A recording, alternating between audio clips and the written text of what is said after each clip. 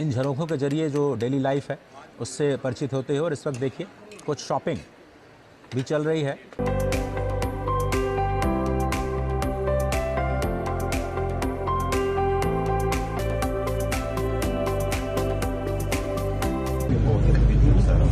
This is most environment. You can have a special taste of earth also. दोनों का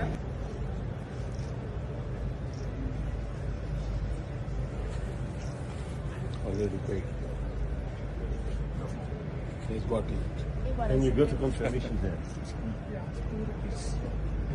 कितना एक मजबूत रिलेशनशिप है फ्रांस का और भारत का। देखें, ये जब से राम मंदिर का इफ्तिताह किया है 22 तारीख को, उसके बाद से आप देख लें कि मोदी साहब कुछ सुनने के लिए तैयार नहीं। पूरे हिंदुस्तान में पूरी दुनिया को बताना चाहते हैं कि जो अपनी पॉलिसी हैं वो हेजेमनी और जिस तरीके से धौंस धांधली और बुलिंग करते हैं। उन्होंने कहा कि पाकिस्तान क्या बेचता है, हम इसके खिलाफ सब कुछ कर सकते हैं। अभी फ्रांस के सदर भी वहाँ पर पहुँच रहे हैं।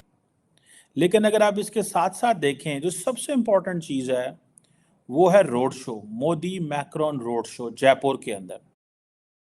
फ्रांस को इसलिए भी इंडिया की ज़रूरत है, एक तो इंडिया इज़ अ बायर, पैसे हैं उसके पास। दूसरा, फ्रांस की सारी कॉलोनीज हैं, वो उसको कॉलोनीज नहीं बोलते, उसको बोलते हैं overseas territories in Indian ocean and Pacific ocean. ठीक है जी।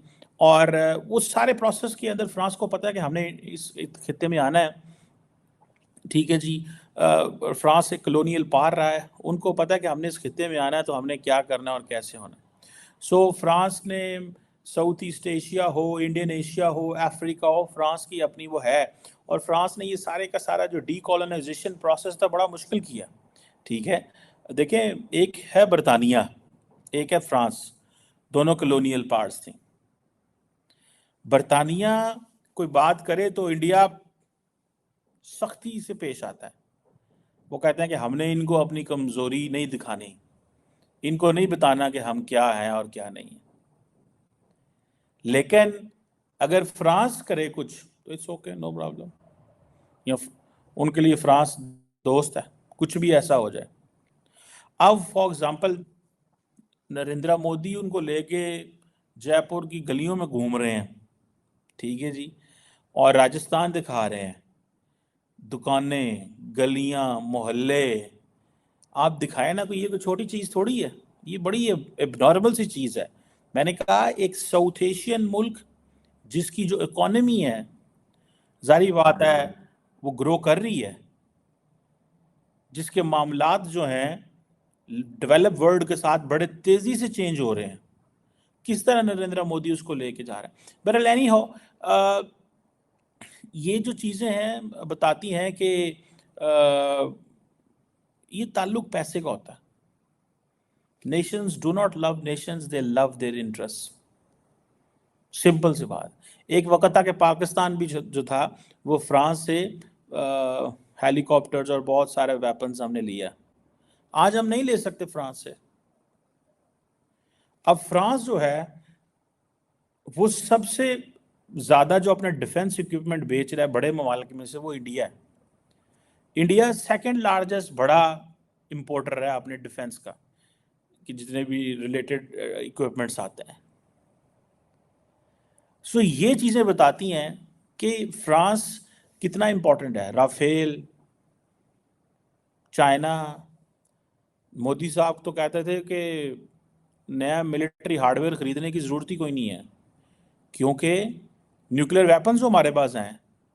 फिर उनको बताया गया कि सर इससे फ़र्क नहीं पड़ता। ठीक है जी। सो ये चीज़ें बड़ी इंपॉर्टेंट हैं। जिसे वो कहते हैं ना,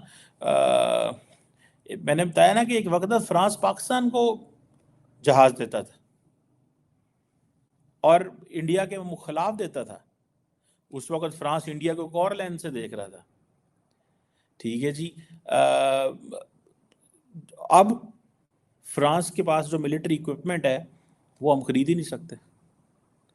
इंडिया पहले तो एक शिक लगाता है पाकिस्तान को नहीं देना, पर्टिकुलरली वो मुल्क जो पाकिस्तान को बेचना चाहें। सेकेंडली, इंडिया तमाम वेस्टर्न मुल्कों को कहता है जी कि इनको ना दें, हम हैं।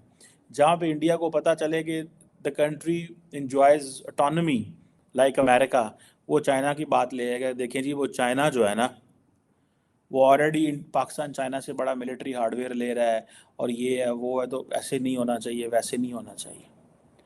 ठीक है ना जनाब। सो ये मैं समझता हूँ कि ये चीज़ें बड़ी इम्पोर्टेंट हैं कि पाकिस्तान जो है वो नहीं कुछ ले सकता फ्रांस से, बिकॉज इंडिया का एक बड़ा कंट्रोल है। इंडिया ने यूरोप का सबसे इम्पोर्टेंट पार्टनर पकड़ लिया, सबसे इम्पोर्टेंट पार्टनर पकड़ लिया, और इंडिया को पता कि मैं क्या कर रहा हूँ, और फ्रांस को जानबूझ के उन्होंने इंगेज किया, क्योंकि फ्रांस वो मुल्क है जो अमेरिका पे तनकीद करता है, क्वाड्रिलेटरल सिक्योरिटी डायलॉग बनाया, हमें क्यों नहीं इन्वॉल्व किया?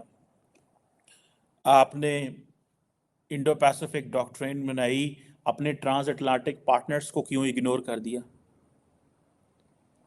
फ्रांस तनकीद करता है। फ्रांस चाइना में था, फ्रेंच प्रेसिडेंट थे, तो वहां जाके कहते थे कि ये 2 पोल्स ऑफ पावर नहीं है दुनिया में, और भी पोल्स ऑफ पावर हैं। सो फ्रांस जो था वो जानबूझ के वो बताता था भाई कि आप ऐसे नहीं कर सकते, आप ऐसे नहीं कर सकते, आप अकेले चीजें नहीं चला सकते।